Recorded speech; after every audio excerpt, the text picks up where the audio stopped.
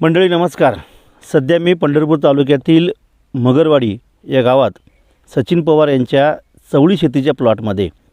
मंडळी हा चवळी शेतीचा प्लॉटमध्ये आता तोडा चालू आहे आणि सचिन पवार यांना या चवळी शेतीमधून द्राक्षापेक्षाही जास्त उत्पन्न या चवळी शेतीमध्ये झाले.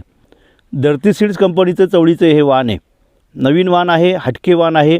या ठिकाणी सचिन पवार असतील किंवा त्यांचे सर्व बांधव असतील किंवा त्यांच्या कुटुंबातील सर्व सदस्य असतील, त्यांनी मोठ्या कष्टाने हा प्लॉट मंडळी या ठिकाणी फुलवला आहे आणि त्यामुळे आज या ठिकाणी चवळीचं उत्पन्न सचिन पवार यांना चांगलं मिळते आणि त्यामुळे सचिन पवार अभिमानाने म्हणत आहे की द्राक्षापेक्षाही मला 3 ते 4 पट उत्पन्न या चवळीमध्ये त्या ठिकाणी मिळालं. द्राक्षाचा आयता मंडप त्या ठिकाणी होता, आयते अँगल त्या ठिकाणी मारलेले होते. त्या अँगलवर धरती सीड्स कंपनीचे केंद्र साहेब म्हणून अधिकारी त्यांच्या मार्गदर्शनाखाली सचिन पवार यांनी ही चवळीचा प्लॉट ठिकाणी फुलवला आणि या चवळी शेतीमधून सचिन पवार यांना काही दिवसामध्ये चांगलं उत्पन्न, लाखोंचं उत्पन्न मिळण्याचं काम या ठिकाणी सध्या सुरू आहे. द्राक्षामध्ये जेवढं कष्ट केलं त्याहीपेक्षा कमी कष्ट या ठिकाणी आहे. द्राक्षामध्ये जेवढा खर्च होतला त्याहीपेक्षा कमी खर्च या चवळीचा लागला आणि त्यामुळे सचिन पवार यांना चवळी त्या ठिकाणी परवडली. चवळी पीक हे नाजूक पीक आहे. भाजीपाला पिकातलं सगळ्यात नाजूक पीक चवळी ही पीक मानलं जातं. पण चवळीमुळे सचिन पवार त्यांचे सर्व कुटुंब त्या ठिकाणी समाधानी आणि सचिन पवार आलेल्या गेलेल्या शेतकऱ्यांना त्या ठिकाणी द्राक्षापेक्षा किंवा इतर पिकांपेक्षाही चांगलं मला ही चवळी परवडली असं अभिमानाने त्या ठिकाणी सांगताय. नेमकं चवळी शेतीमध्ये कोणत्या कोणत्या अडचणी असतात आणि चवळी शेतीमध्ये काय काय आव्हानं असतात ही सगळी माहिती सचिन पवार आणि त्यांना मार्गदर्शन करणारे धरती सीड्स कंपनीचे अधिकारी नामदेव केंद्रे यांच्याकडून आपण ही माहिती जाणून घेत आहोत. नमस्कार. नमस्कार. पहिले इथं काय द्राक्ष होते का? हां, द्राक्षाची बाग होती पहिली इथं. बरं. तर द्राक्षामध्ये आपल्याला 12 टन उत्पन्न निघून सुद्धा 2 एकर 2 एकरामध्ये बरं आपलं 1-2 लाखाच्या वर प्रॉफिट राहिलं नाही.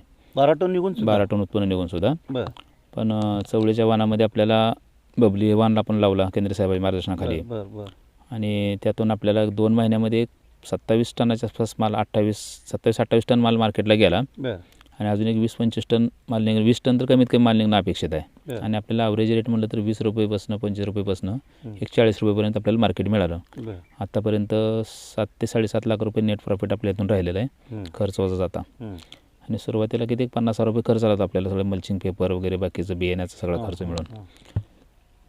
सगळं उत्पन्न किती होईल तुम्हाला टोटल उत्पन्न एक 10-11 लाखाच्या आसपास व्हायला पाहिजे. 11 लाख. त्यातला खर्च किती होईल तुमचा? नाही, प्रॉफिट आपल्याला 10 लाख रुपये व्हायला पाहिजे. Profit, प्रॉफिट नेट खर्च वजा जाता. किती दिवसामध्ये? 4 ते 5 महिन्यामध्ये. बरं. तुम्ही द्राक्षे काढून टाकल्यानंतर मंडप तुमचा आयता होता. ही लागवड कधी झाली तुमची? लागवड आपली श्रावण महिन्यातल्या शेवट सोमवारी झाली लागवड. म्हणजे बरं. आणि तोडा कधी सुरू झाला मग? तिथून 55 ते 60 दिवसाने 55 दिवसात पहिला तोडा चालू झाला. पहिला तोडा सुरू झाला. हो. कसा माल निघत गेला मग? सुरुवातीच्या तोड्याला एक 300-400 किलो माल निघाला. हां. तिथून ग्रीप वाढत गेलं. मग आता एक राऊंडमध्ये पूर्ण तोडा काढायचा म्हणतात आता सध्या एक 1.5-2 टनापर्यंत एक तोडा निघतोय आता सगळ्या 2 एकर? हां, 2 एकरामध्ये. तुम्ही द्राक्षाकडनं अचानक चवळीकडे वळला, मजूर वगैरे मिळत होते का एवढे सगळे? नाही, द्राक्षाला आता ते कसं खिशात पैसे टाकायचं, खर्च करायचा आणि ते नसलं तरी बी ते व्याजानं काढून ते करावंच लागायचं द्राक्षेचं. द्राक्षाला हां. पण याला कसं आहे 50,000 रुपये भांडवलामध्ये ते आता जरी आता खर्च आता स्प्रे असेल किंवा टॉनिक असेल, लिक्विड असेल, फर्टिगेशनचा विषय, तर ते आता रोजच्या रोज पैसे येत असल्यामुळे आपल्याला ते खर्च करायला काय ह्याला वाटत नाही. आणि खर्च किती थोडा करावा लागतो. आठवड्यातून एखादा स्प्रे आळीसाठी आणि ह्याला महत्त्वाचं म्हणजे काय खाल्लं लिक्विड आणि आळीसाठी आणि मावा एवढ्याच गोष्टीला सांभाळतो. बाकीचे जास्त किड रोग ह्याला काही नाहीत. बरं. मल्चिंग पण तुम्ही केलंय? हो, मल्चिंग केलं. कशी केली होती लागवड? आता 9 फुटावर पहिले बेड होते आपले द्राक्षाचे. बरं. हां. ते 9x2 वर लागण झाली म्हणायचं. बरं. 9x2. रोपं सगळी उगवली का? हां, यांचं 98-99% जर्मिनेशन झालं होतं. बरं.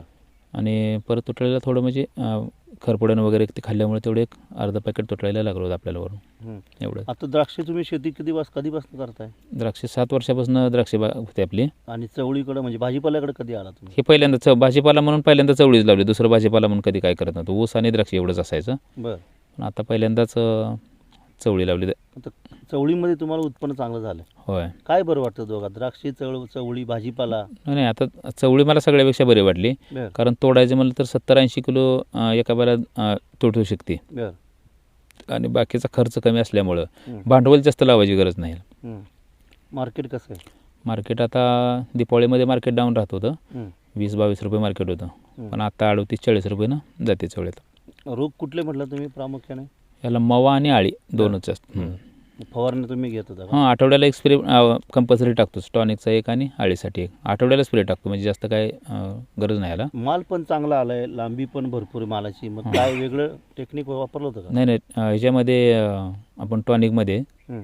10 ppm जे आहे तेवढा मिक्स करतो. बरं. आठवड्यातनं एकदा, आठवड्यातनं 15 दिवसातनं, हं. एवढंच.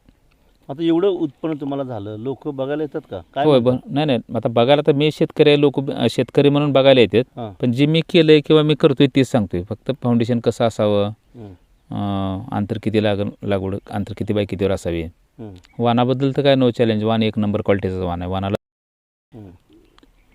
आता किती एक झाड किती माल देत असेल हो साधारण? झाडावर तसं सांगता येणार नाही, पण आपली झाडाची संख्या जर म्हणली का, हं. 4-4.5 हां, 4-4.5 बियाणं लागले असेल. 4-4.5 कमी बियाणे. असं आपण हां, 2 2 एकरमध्ये. हो हां, मग माल आता भरपूर लागतोय. हो, माल भरपूर लागतो. तोडा कसा घेताय? दिवसाआड घेताय का कसा म्हणजे? तसा तर एक दिवसाड जर तोडला का हं. तर ते बरं आहे, पण एवढा माल तुटत नाही एक दिवसामध्ये, बरं का. त्यामुळे 2 दिवसाचा फरकानं माल तोडतोय आपण. हां. 2 दिवसाचा गॅप टाकतोय. मार्केट मग कुठं पुण्याला का लोकलला? कोल्हापूर, पुणे. बरं. हो तिकडं रेट मिळतोय. हो, चांगला रेट मिळतोय. हे बघा, ही धरती सीड्स कंपनीचं वाहन आहे. यांनी सांगितलं की द्राक्ष शेतीकडनं मी अचानक इकडे वळलो. मग काय हे वाहनाचं वैशिष्ट्य काय आहे नेमकं? नाही, हे जे बबली चवळी जी आहे, म्हणजे हायब्रिड चवळी, धरती सीड्स कंपनीनं एक जगातील सर्वप्रथम संकरित वाण म्हणून हे बाजारामध्ये दिला. आणि सुरुवातीला या वाणाला पसंती कमी मिळाली होती, कारण मार्केट अवेअरनेस फार कमी होता. तर आता कालांतरानं कसं मार्केटमध्ये बीन्स मोठ्या प्रमाणामध्ये विकायचं, तर एक बीन्सला ऑप्शन म्हणून आता हे बबली चवळी विकायला लागली. कारण ही चवळी जी आहे ह्याचं इतर चवळीपेक्षा उत्पन्न जे आहे ना 10 पटीनं उत्पन्न जास्त आहे. इतर चवळीचे जे तोडे जे बघितले तर 8-10 तोडे होतात, 8-10 तोड्यात संपत्ती. आणि ही चवळी जी आहे जवळपास 100 तोड्यापर्यंत शेतकऱ्याला ही चवळी जाते. आणि जर चालवायची म्हणलं तर कंप्लीट 5 ते 6 महिने नॉनस्टॉप चालणारी ही बबली चवळी आहे. आणि हिचा चालू होण्याचा कालावधी जी आहे ती एकदम आर्ली चालू होते, म्हणजे सर्वसाधारण 50-55 दिवसामध्ये ही चवळी चालू होते.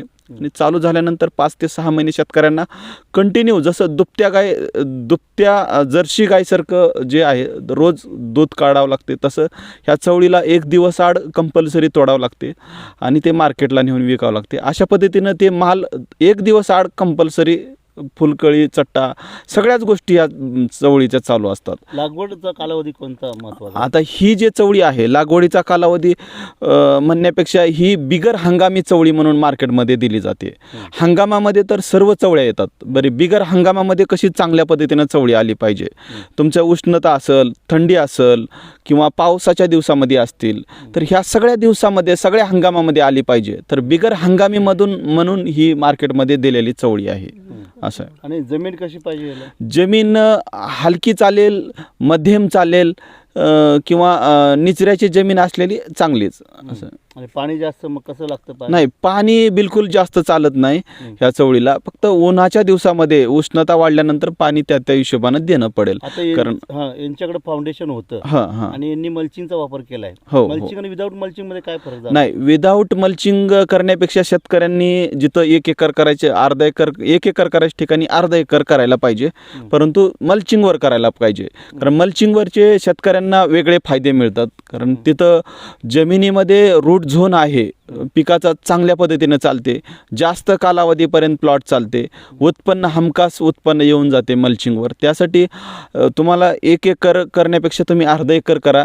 बरी ह्याला मल्चिंग वगैरे लागेल, तारकाठी लागेल, किंवा इतर शेतकऱ्यांना जर द्राक्षाचं फाउंडेशन असेल तर त्याच्यावर पण ते बांधून घेता येईल. असं. आता हे मार्केटमध्ये गेल्यानंतर किती दिवस माल, म्हणजे समजा एखाद्या शेतकऱ्याला मजूर सापडले नाही तोडायला, तशीच त्यांनी बिगर तोडायची झाडावर ठेवली, किती दिवस तसं राहू शकते? नाही, 2 ते 3 दिवसापर्यंत शेंग तुटलीच पाहिजे. जर नाही तुटली तर त्याचा बदला माल म्हणून मार्केटला विकला जाते. मग बाजार फार कमी मिळणार, 50%पेक्षाही बाजार कमी मिळणार. आणि त्याच्यापेक्षाही जर अजून 1 दिवस 2 दिवस पुढे गेले तर मग ते 100% रिजेक्ट होणार. ती मार्केटला नेऊन पण त्या चवळीचा फायदा नाही. आणि ह्याच्यापासून आपण बी काढून पण विकू शकत नाही, कारण ही चवळी शेंगासहितच विकावं लागेल आपल्याला. असं शेतकऱ्याने आता काय काळजी घ्यावी, म्हणजे जरा जास्त चांगलं उत्पन्न मिळण्यासाठी? इतर अजून काय वेगळं नाही, काळजी घ्यावी? शेतकऱ्यांना वेगळी काळजी घ्यायची काही गरज नाही. प्रत्येक हंगामामध्ये ह्याच्यावर येणारे वेगवेगळे रोग असतात, कीड असते, आळी व्यवस्थापन असते किंवा मावा, तुडतुडा, पांढरी माशी हे पण कीड येत असते. आणि थंडीच्या दिवसामध्ये भुरीचा प्रादुर्भाव होते बरं का. उन्हाळ्याच्या दिवसामध्ये लाल कोळीचा प्रादुर्भाव होते. जर ह्याच्यावर प्रॉपर नियोजन केलं आणि दुसरी गोष्ट फर्टिगेशन नियोजन जर खालून ड्रीपमधून जर करत राहिलं पाणी आणि खतं, तर दुसरं काही सुद्धा याला करायची गरज नाही, बरोबर माल देते. बऱ्याच ठिकाणी आपण बघितलं असं गच्चा माल लागलाय, 4-4, 5-5 शेंगा एका ठिकाणी होत्या. वेगळं टेक्निक तुम्ही काय सांगितलं होतं काय? नाही, वेगळं टेक्निक काही नाही याच्यामध्ये. एक काडी तुमची तयार झाल्यानंतर त्या काडीवर सुरुवातीला 3 ते 4 शेंगा लागतात, त्याच्यानंतर 2 ते 3 शेंगा लागतात, त्याच्यानंतर 1-2 शेंगा लागतात. असं एका काडीपासून जवळपास 5-7 शेंगा शेतकऱ्यांना मिळतात. आणि अशाच अनेक काड्या तयार होतात. प्रत्येक ब्रँचेस, प्रत्येक फांदी अशा पद्धतीनं ते माल लागतच जाते. आणि जे वेगळं काही करण्याची ह्याला काही जरूरत नाही, कारण हायब्रिड वाण असल्यामुळं जमिनीमध्ये न्यूट्रिएंट असतात, ते पीक घेऊन बरोबर शेतकऱ्यांना पाहिजे तसं उत्पन्न देऊन आता जाते. यांचं फाउंडेशन द्राक्षाचं रेडीमेड होतं. हां. इतर शेतकऱ्यांनी फाउंडेशनला वगैरे बांधायला कधी सुरुवात करावी? नाही, फाउंडेशन जे आहे तुमची चवळीचं बियाणं लागवड केल्यापासून जवळपास 1 महिन्याच्या नंतर फाउंडेशन उभा करायचं. आणि जवळपास 35 ते 40 दिवसाचा प्लॉट झाल्यानंतर आपण त्याला 5 ते 6 प्रकारच्या फुटी निघतात. 2 ते 3 फुटी बांधून घ्यायच्या आणि बाकीच्या फुटी त्याच फुटीला गुंतवून द्यायच्या. म्हणजे ते तारापर्यंत गेलं पाहिजे. तारापर्यंत गेल्यानंतर ते मग फुलकळी वगैरे चालू होऊन जाईल त्याची. फाउंडेशनची हाईट किती असावी तरी? फाउंडेशनची हाईट आपण बेडवर उभा टाकल्यानंतर आपल्या डोक्याच्या लेवलला तार असायला पाहिजे. अशा हिशोबानं फाउंडेशन असायला पाहिजे. 5 ते 5.25 फुटापर्यंत फाउंडेशन असायला पाहिजे. बेडवर उभा टाकल्यानंतर डोक्याच्या वरी तार असायला पाहिजे. हां. आता यांनी बियाणं लावताना जर्मिनेशन वगैरे केलं होतं, हां. मग यांचं 95% वर बियाणं उगवलंय, थोडंफार तुताळ झालं. नाही, हे जे हायब्रिड वाण आहे, शेतकऱ्यांना कंपनी मोजून बियाणं देते, ग्रॅमवर किंवा किलोवर बियाणं देत नाही. कारण हे बियाणं देत असताना सीडवर बियाणं देते. 100 बियाण्याचं आणि 500 बियाण्याचे पॅकेट असतात. त्यासाठी कंपनी फार काळजी करून 100% बियाणं चांगलं द्यायचा प्रयत्न करते. आणि ते जवळपास 95 ते 98% बियाण्याची उगवण क्षमता ही चांगलीच असते. त्याच्यामुळे ह्याला काही वेगळी काळजी घ्यायची काही गरज नाही. लागवड कधी करावी, सकाळी करावी का संध्याकाळी? नाही, असं काही नाही, दिवसभरात कधीही लागवड करू शकतात. हो. तर तुम्ही चवळी लावल्यानंतर मग पाण्याचं प्रमाण तुम्हाला द्राक्षाचं पाणी आणि आता चवळीचं पाणी याच्यामध्ये फरक जाणवला असेल की? चवळीला पाणी कमी लागतं. चवळीला पाणी कंपल्सरी रोज जरी विचार केला तर रोज 1 तास पाणी पाहिजे. आणि जर समजा 2 दिवसाला पाणी द्यायचं म्हणलं तर 2-2.5 तास पाणी आज दिलं की दुसऱ्या दिवशी गॅप टाकूनच पाणी देतो. कसं चुकून आता पाणी माझ्याकडून जास्त झाले थोडं चवळीला, पण एवढ्या पाण्याची गरज नाही. मग पाणी जर जास्त झालं तर मग भुरे येण्याची शक्यता किंवा मुळी थांबणं, पांढऱ्या मुळीची वाढ कमी होणं असं प्रकार जरा घडू शकतात. सगळं जर किती दिवस माल चालेल हा सगळा पुढं? आता प्लॉट लावल्यापासून आज प्लॉटला झाले तर 4 ते 4.25 महिने, बरोबर आहे? बियाणं लावल्यापासून तर अजून एक माझ्या अपेक्षेने 2-2.5 महिने तर कमीत कमी चालायला पाहिजे. टोटल किती महिने झालं सगळं? म्हणजे 4 महिने ते 4.25 महिने तोडे चालू झाल्यापासून आणि लावल्यापासून 6 ते 6.5 महिने चालायला पाहिजे. बरं, म्हणजे 6 महिन्यामध्ये सगळं टोटल उत्पन्न किती होईल? 50 टन टोटल उत्पन्न निघायला पाहिजे. सरासरी रेट किती? आणि सरासरी 25 रुपयाचा रेट जरी धरला तरी 12.5 ते 13 लाख रुपये अपेक्षित आहेत. बरं, त्यातला खर्च किती? त्यातले का 2 ते 2.5 लाख रुपये खर्च व्हायला पाहिजे. 10 लाख रुपये तुम्हाला निवड नफा राहायला पाहिजे. मग परवडली का चवळी? तुम्ही याच्याकडे आला येताना तुम्हाला म्हणजे लोकांनी नावं ठेवली असली द्राक्षाकडनं चवळीकडे कसं चाललं? नाही, याच्यावर चर्चाच नाही. फक्त मला चवळी लावायची माझ्या डोक्यात पण विषय नव्हता. आमचे पळशीचे शेवाळे डॉक्टर म्हणून आहेत, त्यांनी चवळीचा प्लॉट केलेला होता 5 एकराचा. मग त्यांना प्रॉफिट राहिलं होतं चांगलं. मग तिथलाच एक मित्र होता मोरे म्हणून आमचा याचा पळशीचा. त्याला विचारलं, बाबा ते दोडक्याचं बी मला खरं लावायचं होतं. ते बी मला त्या पिरियडमध्ये मिळालं नाही. आणि मग त्यानं सांगितलं, मी सांगतोय म्हणून तू चवळी लावा म्हणलं, फक्त बाकीचं डोक्यात पण घेऊ नको काय. आणि तेवढं फक्त ते एका मित्राच्या शब्दावर मी डायरेक्ट लागण केली. म्हणजे कोणाबरोबर चर्चा केली नाही किंवा कंपनीचं कोण माणूस भेट नव्हतं काय नाही. त्यांनी सांगितलं आणि त्याच्यामुळे लावली. त्याच्यानंतर मग केंद्रीय साहेबांची भेट झाली. मग ते बांधायचं कसं किंवा ते फाउंडेशन कसं असावं, दोरी कुठली वापरावी, औषध कुठली, मग ती परत आमची चर्चा झाली. त्याच्यानंतर मग ते नियोजन पुढे व्यवस्थित लागत गेलं. व्यवस्थित चवळी लावली, व्यवस्थित उत्पन्न मिळालं, हो हो समाधानी आहात का तुम्ही? 100% समाधान आहे. द्राक्षापेक्षा याच्यात द्राक्षापेक्षा. किती पट पैसा आला? द्राक्षाचा जर प्रॉफिटचा विचार केला तर द्राक्षाचं 2 एकरामागं मला 2-2.5 लाख रुपये निव्वळ प्रॉफिट राहतो खर्च वजाता. पण यातनं खर्च वजाता मला टोटली 8 ते 10 लाख रुपये, 10 लाख रुपये तर राहायला पाहिजे, चवळीमध्ये राहायला पाहिजे. आणि द्राक्षाला कसं आहे, लाखात भांडवल गुंतवावं लागतंय. तर ह्याला एक 50,000 सुरुवातीला भांडवल गुंतवलं आणि त्याच्यानंतर मग आता तोडणीचा मजुराचा खर्च असेल, खताचं वगैरे, हे तर ह्याच्या पैशातूनच आपलं पुढं होतात. त्यामुळे खिशातनं पैसे काढायची मला वेळ आली नाही. आणि जर ह्या ठिकाणी द्राक्षाचं असते आज रोजी तर मला एक 4 लाख रुपये खिशातनं काढून घालायला लागले असते. मग निसर्ग वातावरण, पावसाळा वातावरण, ह्या द्राक्षाचं म्हणजे नो गॅरंटीचं पीक माझ्या दृष्टीनं तरी मी म्हणतो. त्याच्यामुळे मला चवळी परवडली नाही. तर नवीन मी एक 2 एकर चवळीचा प्लॉट करतोय, अजून 2 एकराची लागण करणार. द्राक्षापेक्षा 4 पट उत्पन्न. हां, द्राक्षाचं प्रॉफिट जर एकरी 2-2.5 लाख असेल ना तर ह्याचं एकरी 6 ते 7 लाख रुपये प्रॉफिट राहायला पाहिजे. म्हणजे 4 पट नफा झाला. 4 पट नफा द्राक्ष. हां, म्हणजे माझ्या क्षेत्राच्या मानानं द्राक्षे जेवढा नफा राहत होता का त्याच्या 4 पट नफा चवळीमध्ये मला राहिला.